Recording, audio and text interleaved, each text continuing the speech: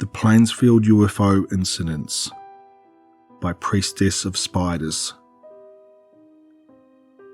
The Plainsfield UFO sightings, as they are referred to by enthusiasts of Fortean phenomena, occurred during the summer of 1998 and perhaps, unsurprisingly, took place in the farming community of Plainsfield, California. Plainsfield was, and still is, a very small settlement with perhaps a couple hundred residents at most, and an hour-and-a-half drive to the nearest large town.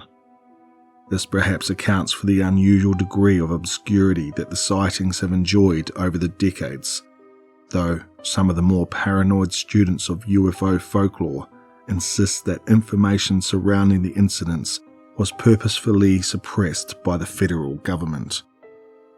The subsequent documents represent countless hours of research into the unusual happenings of that summer and should conceivably display a clear timeline of events. Newspaper clipping from the Thompson County Tribune, July 8, 1998. Earthquake leaves huge sinkhole in Plainsfield. This past week, the sleepy town of Plainsfield received quite a rude awakening courtesy of a series of hitherto unprecedented earthquakes. At approximately 4:30 p.m. on Sunday, July 5th, Plainsfield residents experienced a series of intense tremors lasting about 15 minutes.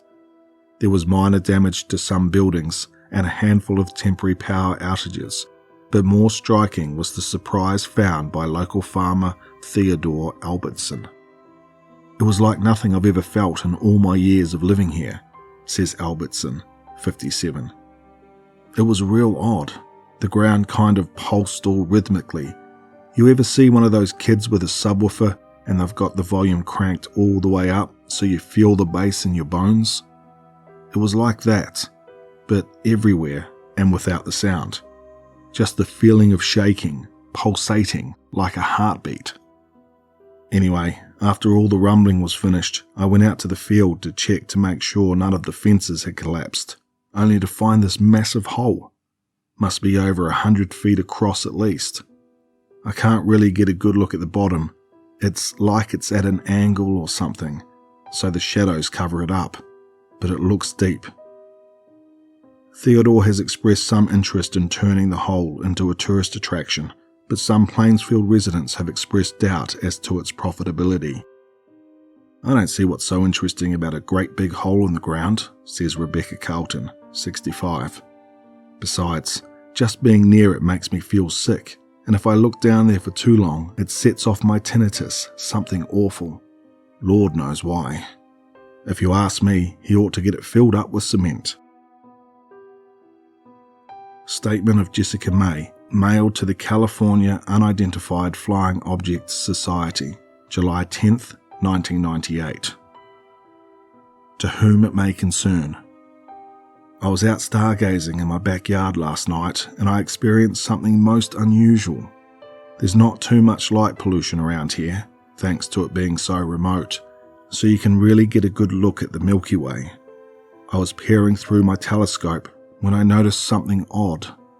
There was a star that shouldn't be there, just under the Big Dipper.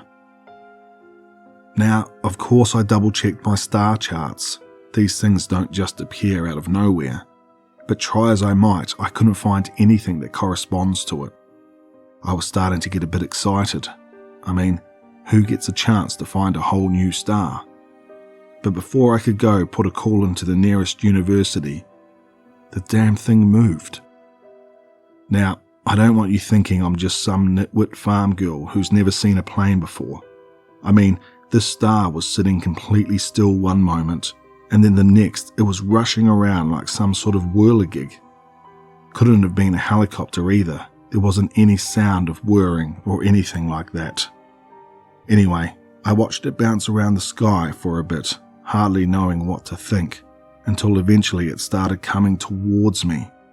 Now, I'd assumed this thing was real high up, since I couldn't hear anything at all, but it must have only been a couple thousand feet at the highest. As it got closer, I saw more of a definitive form to it, and I swear on my life it was saucer-shaped. Now, I didn't really get a good look at the thing. I was so panicked I bolted back inside, leaving my telescope behind in my rush. It was a bright light, like a searchlight, and then it passed over the house. I remembered it was heading over in the direction of the Albertson place. When I finally calmed myself down and went back outside to get my telescope, the thing was gone. I felt nauseated, and I remember dry heaving a bit, but I can't tell if that wasn't just from the stress of the whole ordeal. In any event, I figured you ufology folks would be interested. Newspaper clipping from the Thompson County Tribune, July 15th, 1998. Flying saucer sighted in Plainsfield. Still recovering from the unusual earthquake that occurred earlier this month, the little town of Plainsfield is once again flung into the spotlight with yet another strange event. Multiple residents have reported seeing a strange light in the sky night after night, which some have claimed is none other than a spacecraft of extraterrestrial origin.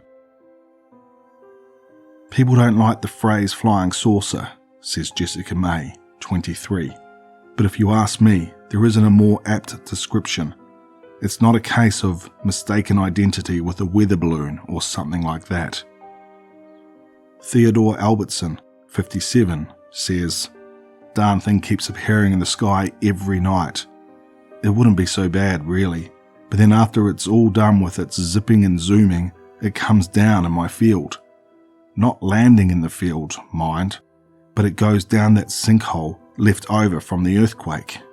Call me crazy, I don't mind, but I bet there is some sort of secret base down there or something. I'd go down there and check, but the angle of the pit is much too steep at my age." Skeptics have claimed that the event is a hoax, or perhaps even a publicity stunt. Rebecca Carlton, 65, a neighbour of Albertson, says, "I bet Teddy just got one of their remote-controlled toy helicopters and tied a flashlight to it or something. Easier to drum up visitors for his weird pit if he makes people think there's a spaceship down there." Letter written by Alejandra Valdez to her sister Felicia Valdez, July 23rd, 1998. Dear Felicia, I'm writing you today because of some very unusual news. Do you recall that old plot of land with the barn on it that I've been trying to sell for the past couple of years? Well, I've finally secured a buyer. Paid in cash too. The whole thing only took a week or so to get squared away. Now, that in itself is a bit strange, but the really weird part about all of this is who bought it. The gentleman who toured the property said his name was Jupiter 7 and that he represented the Church of Intergalactic Brotherhood. Quite a strange fella he was, dressed up in a shiny silver suit like something out of one of those science fiction movies I know your husband loves so much, and his head was shaven down, bald as an egg. He had a funny little goatee too, at the very end of his chin. Now, of course I got to asking him about his silly name and what on earth the Church of Intergalactic Brotherhood was. And bless his heart, he was just as polite as could be, but goodness gracious was the answer he gave strange. He started talking all this nonsense about how aliens from outer space have been visiting Earth for millions of years, and that all of our religions are just misinterpretations of their visitations. He said that he himself was a reincarnation of one of those aliens, and that's why he changed his name. Now, you know me, Felicia. I'm not one to go judging folks for their faith, or lack thereof, but I'll be honest with you, it took a lot of effort to keep from laughing. I managed to keep my sense of decorum for politeness' sake, but wow. Anyway, I asked him what he and his so-called church, more of a cult if you ask me, wanted with my barn, and he said that our little town of Plainsfield was in the middle of a visitation from beings from another world. Now, I bet you've already heard about how recently some of my more impressionable neighbours have claimed to see some strange lights up in the sky recently, but I never would have guessed that it would lead to our very own UFO cult. Anyway, the amount this Jupiter character was offering was so generous that I just had to accept, regardless of his attire and beliefs. I signed away the deed later that week, and that was that. Since then, I've seen a few of those CIB fellows gathered at the barn with a bunch of RVs, camper vans and tents set up over there. The folks there seem polite enough, hippie types mostly. They don't really say much when I see them at the general store or out around town. There's only about 24 of them or so, Mr. Seven included. Anyway, you ought to stop by sometime. With the money I got from the sale, I've been able to fix up the house a little bit and get a few nice things. I even brought a brand new television and switched over from cable to satellite. There are so many new channels, I don't even know how to keep up. I keep getting interference, something awful though, but only at night. Must be some quirk with the damn thing. With love, Alejandra. Complaint letter sent by Alejandra Valdez to a certain television provider, company name withheld, July 24th, 1998. To whom it may concern. I recently switched over to Redacted as my television provider, and at first I was thrilled at the wide selection of channels and high picture quality, but I've been having a lot of difficulties at night specifically. Oftentimes I'll be sitting here watching one channel when suddenly it will change to a different one without me doing a thing. Sometimes the whole screen will just become a mess of static with this positively awful shrieking sound. It has gotten to the point that I just have given up watching TV at night. At first, I thought maybe it was just that I live in a somewhat remote area, but that doesn't make sense. Why would it only stop working at night? I don't pretend to know much about how televisions work, but that just doesn't sit right with me. Besides, I see the satellite in the sky at night sometimes, much too bright to be a star. The worst part is that sometimes the static isn't entirely static. There are these blurry half images of what I can only assume are distorted faces, and these weird garbled words in some foreign language. I must be partially picking up some other broadcast. One more thing. Sometimes the TV set will turn on by itself in the middle of the night, and when it does, I always get that weird half broadcast with the faces and the babbling.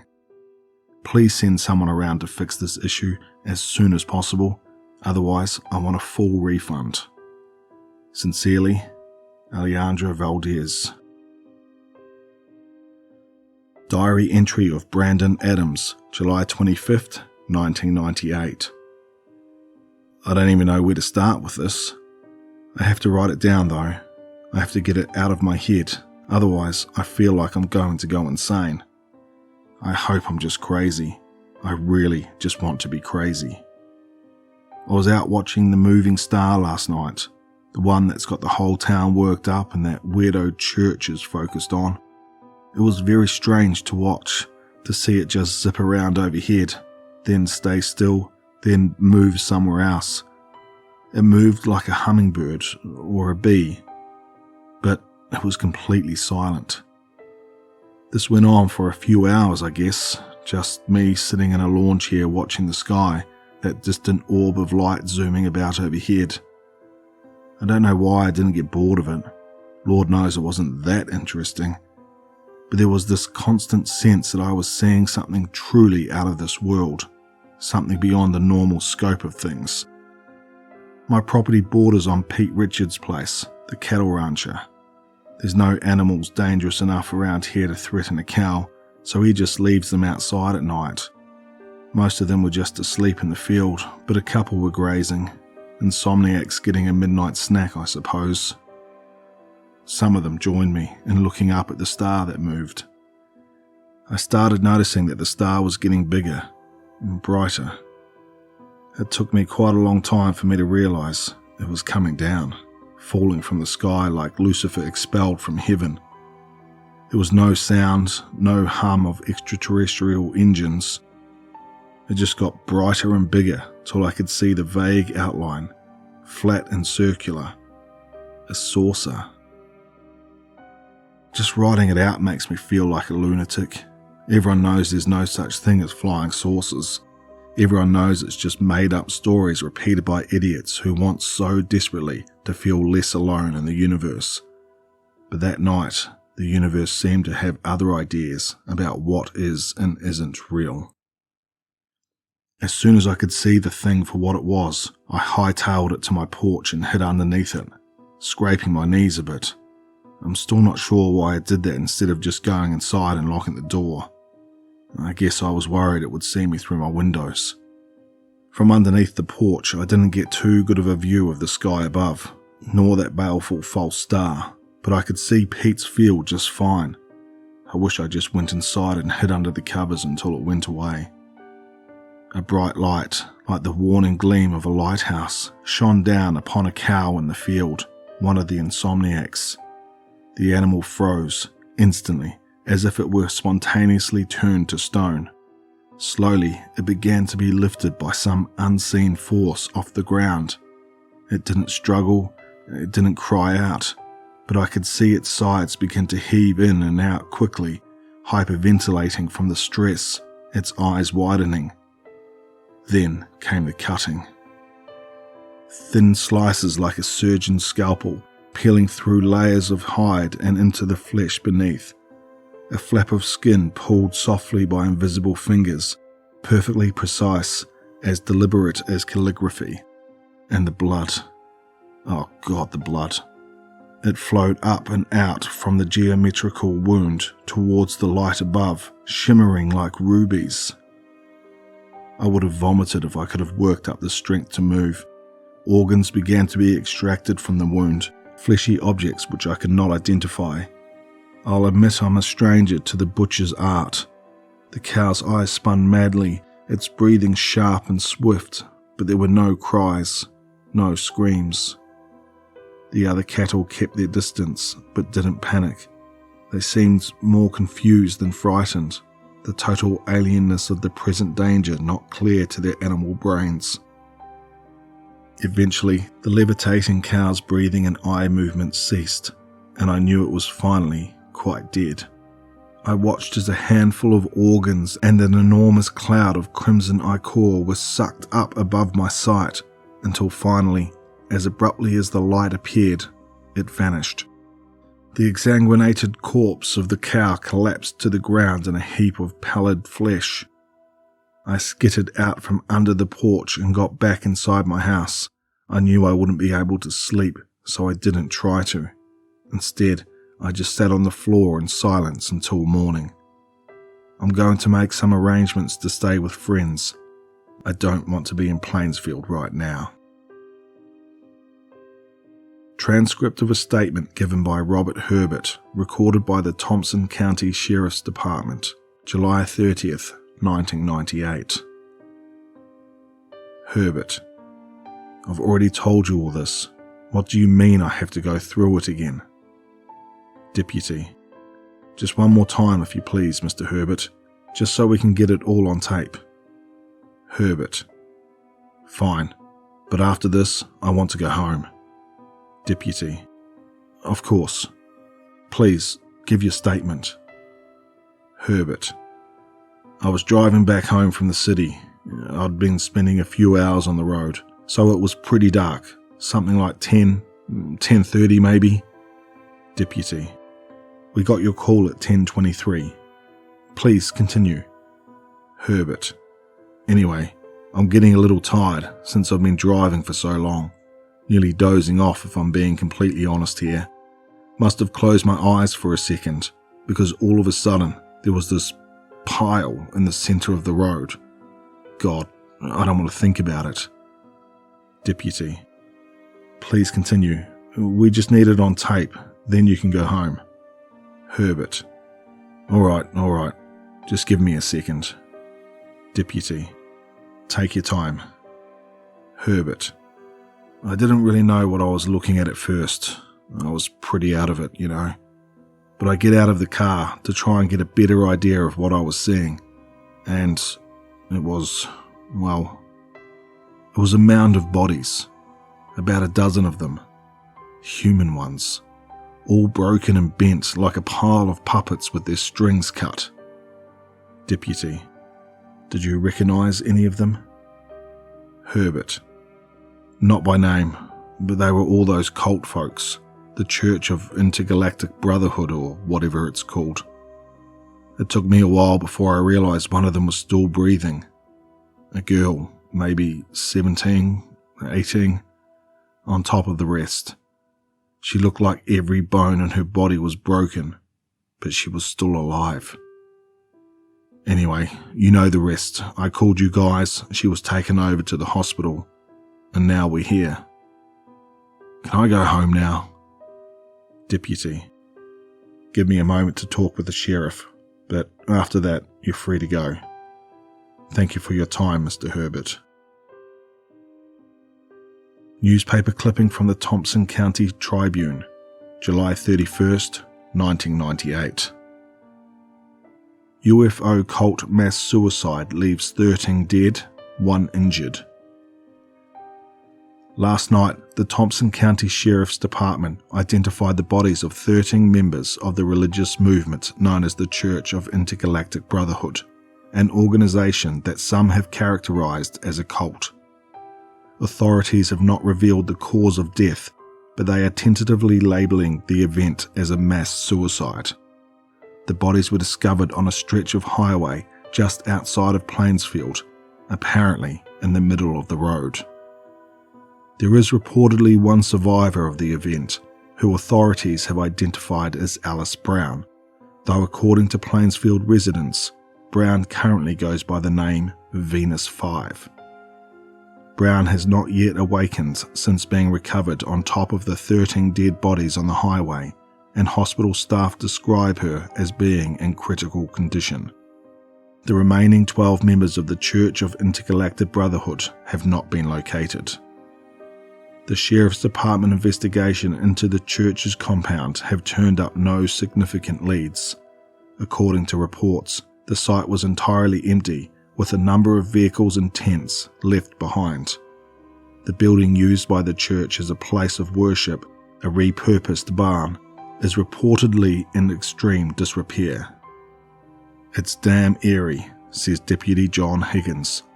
So far, we have no leads as to where they ran off to. The barn they were using as some sort of temple has no clues either. It doesn't make a lick of sense. The roof looks like it was torn off or something. We found some bits of smashed wood on the ground nearby. It looks almost like a bomb went off, but there isn't any signs of an explosion. We found some sort of broadcasting equipment in there, but nothing that could explain what on earth blew the darn roof off. The damnedest thing though are the scratches, all the way up the side of the wall, like someone was being dragged up and clinging on for dear life. Gives me the willies just thinking about it. Journal entry from Melinda Flanagan, researcher for the Californian Unidentified Flying Object Society, August 1st, 1998. I arrived in Plainsfield a little past noon. It is a ludicrously tiny town, little more than a main street and a few acres of farmland. It's one of those places that might be completely left off a map and nobody would even notice. I had a conversation with Miss May about her UFO sighting in a run-down old diner that looked like it hadn't changed since the mid-50s. The discussion was neither particularly illuminating nor particularly interesting. She didn't tell me anything she hadn't already said in the letter she had previously sent. And when I asked her if she'd seen the object since her initial sighting, she reported that she hadn't, and had in fact been avoiding stargazing since the incident. She claimed that others had seen the UFO as well, but didn't feel comfortable sharing their names with me. Apparently, she was worried that the others might think she was off her rocker if they found out that she was talking with people like yourself. No offense. I thanked her for her time and was about to chalk up this whole trip as a huge waste of time, before I noticed the headline of an article peering up at me from the newspaper stand next to the door. UFO cult suicide leaves 13 dead, 1 injured. I paid for the newspaper and read it quickly in my car. The article didn't specify which hospital the survivor, Alice Brown, aka Venus 5 according to the article, was being kept at, but a quick peep at my map showed only one nearby, Shaver Memorial Hospital. I gave the hospital a call on the single payphone in the entirety of Plainsfield and put on my best impression of a worried relative. I claimed that Miss Brown was a cousin of mine and that I wanted to see her if possible. Fortunately for me, it appeared that she had since woken up from her unconscious state, though they warned me that she seemed far from lucid. I thanked the hospital staff for their time and started on the long drive to the hospital. When I arrived, I once again presented myself as Miss Brown's cousin and was swiftly escorted to the room in which she was being kept. The nurse who guided me there then left to give us some privacy. She didn't look good. 2 broken legs, cracked ribs, a shattered pelvis, and a fractured arm. IV drips and all manner of wires covering her in a tangled mess like cobwebs. I have no idea how the cops thought something like this could be the result of an attempted suicide. Maybe a jump from a high building, but she was found on the highway in the middle of the flattest landscape I've ever had the displeasure of driving across. "Who are you?" she asked, justifiably confused. "Are you with the police?" I did some quick thinking, trying my best to guess how well she would cooperate with the police. Given what little I knew about her membership in a cult, I figured it maybe wouldn't be the best move. I decided to give her the truth. "No, Venus," I said, purposefully using her chosen name from the church. "I'm with an organization called CUFOS. I wanted to ask you if you remember anything about the night they found you on the highway." "Don't call me that name," she muttered before coughing slightly. "It was all a bunch of crap. They aren't angels or gods or whatever the hell Harold wanted them to be." Harold? The real name of that idiot that called himself Jupiter 7, the guy who ran the Church of Intergalactic Brotherhood. He's probably dead now though. "What happened?" She looked at me for a moment, sizing me up. "You wouldn't believe me," she finally said after a few moments. "Try me. I can guarantee I've heard stranger things." I quietly turned on the tape recorder in my purse, which she didn't seem to notice. With a sigh, she began to tell her story, which I have transcribed below in full. Statement of Alice Brown, abductee. I joined the Church of Intergalactic Brotherhood because I was lost. I just got out of a bad relationship and I didn't really have anywhere to go. I suppose I was going a little crazy, I guess. This guy, Harold, though he preferred to be called Jupiter 7, promised a life of happiness and peace and helped me with giving me a place to stay and food to eat. I guess Harold was independently wealthy or something, some trust fund kid. He had the money to rent or buy property in places where weird stuff happened. UFOs, Bigfoot sightings, alleged miracles, you name it. He claimed that those places were where visitors from the stars have made their mark on the world. Nothing ever really came of it. We'd stay there for a couple of weeks or months, make ourselves pretend we saw something of note, and move on. I believed all this nonsense at the time, of course. We all want to believe in something, whether it be God, aliens, whatever. It gives us hope. Anyway, Plainsfield was different. Like clockwork, every night we'd see that moving star in the sky, too quick and agile to be a plane or helicopter, dead silent too. And every night it would zip down over at the Albertson property and disappear, like it was landing there or something. Harold made a bunch of offers to buy out Teddy Albertson's land, but it never went anywhere. Eventually, he threatened to get a restraining order, and Harold stopped bothering him after that. Harold got this idea in his head that he should try and make contact with the star. He bought a whole bunch of radio equipment and set it up in the barn we used as a church. He'd spend all night fiddling with the frequency, trying to find the right one to commune with the visitors, while we watched that distant ball of light zooming around in silence. One night, he called us into the barn and told us that he had made contact. We were all excited, of course, and believed him. You've got to understand, he convinced all of us that we had some sort of alien soul inside of us, that those things that piloted the UFOs were our kin in some way. To us, this was a big deal, like coming home to your family after years of being away. Harold started turning on the radio equipment and began to speak into the microphone, giving some speech about universal friendship. We waited in the pews patiently while he gave his sermon. Then we felt the rumbling. The ground felt like it was heaving beneath us, and a bright white light started to shine through the gaps in the wooden roof. There was tinnitus in my ears and my hair started to stand on end, like someone was rubbing a balloon against it. Then the roof just got clear, ripped off, and we saw it. A flying saucer, just like they show in the movies, gleaming chrome, bright lights, the whole deal. We started to float up into the air, and I don't know exactly what I was expecting to feel, that it wasn't pain. It hurt as we started getting pulled up into the air. It felt like someone had stuck a meat hook in our guts and started tugging.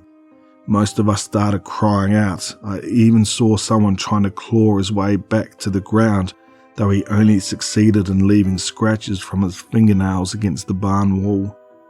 There was no escaping. It was strong within us. Before we knew it, we were inside. It was as dark on the inside as it was bright on the outside. We were in a circular room with metallic walls and no visible doors or windows. Harold tried to calm us down, telling us that we were going to be taken to some sort of utopia and that we should all be grateful. After a few minutes, we all stopped hyperventilating from fear and managed to calm down a bit. It was then that a panel on the wall receded and slid to the side, like some sort of door, but I could have sworn there were no seams when I last looked. Out of that door came a being.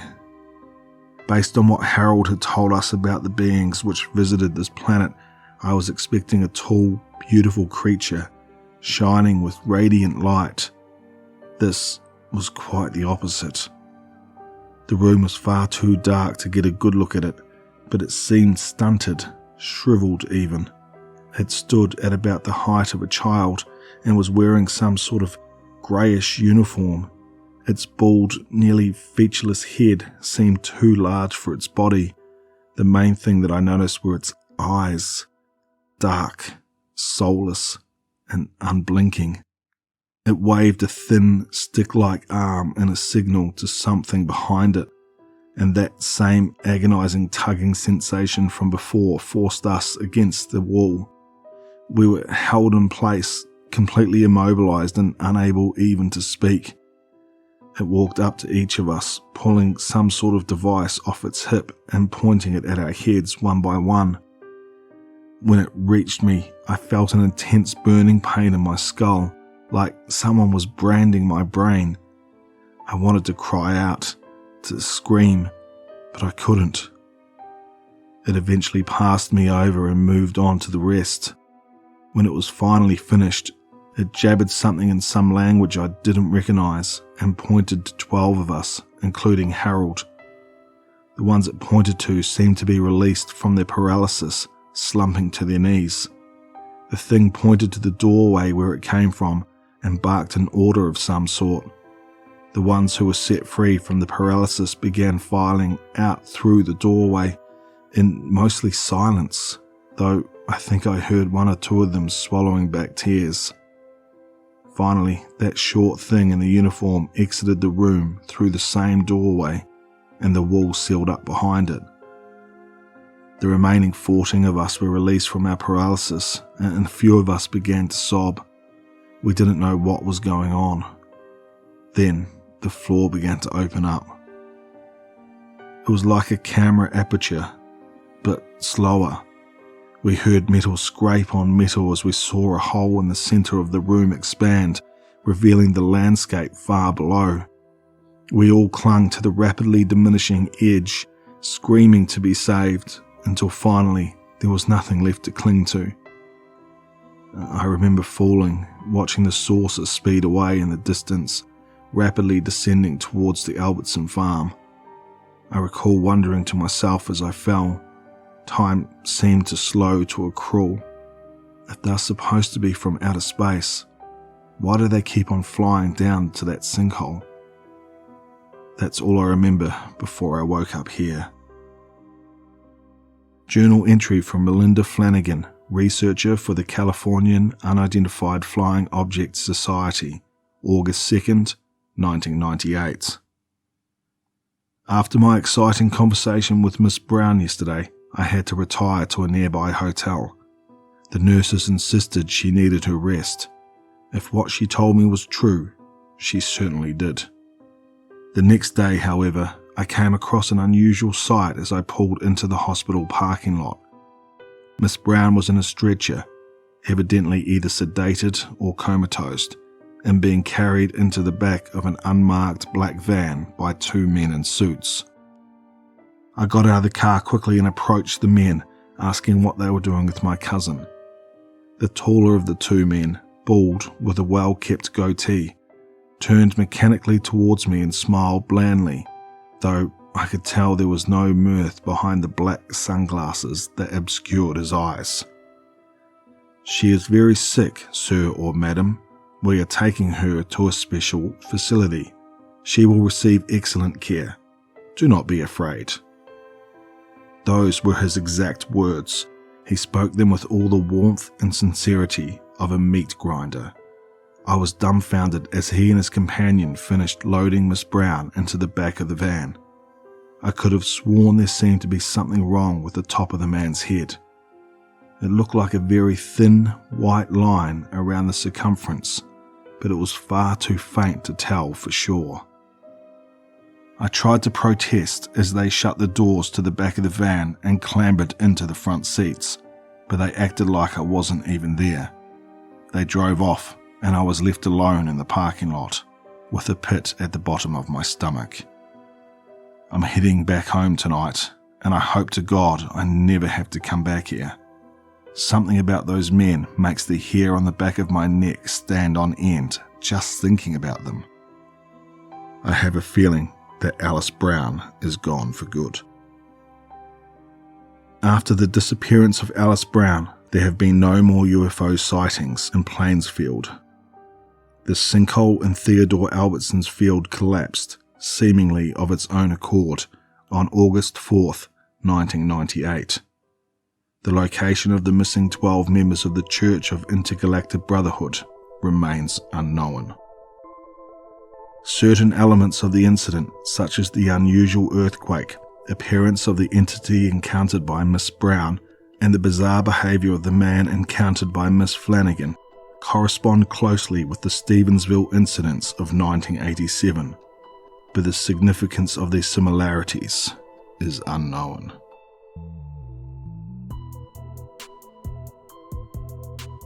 I just want to thank Priestess of Spiders for allowing me to narrate this story. If you like what you heard here, please head over to their Reddit page and show them some love. I'll leave a link for that in the description below. This story is also related to the other story by Priestess of Spiders, They Dwell Beneath. I'll leave a link for my narrated version of that in the description below as well. If you're new here, please consider subscribing, and as always, stay tuned for one more nightmare.